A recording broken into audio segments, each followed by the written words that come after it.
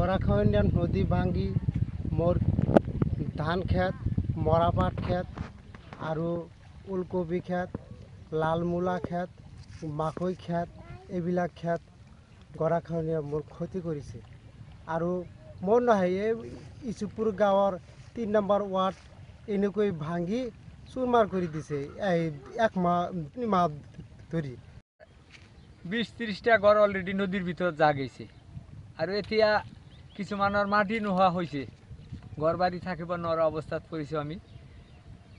মাটি বাৰীতো গৈছেই আৰু এতিয়াও মাটি যাই আছে ভাঙি আছে এতিয়া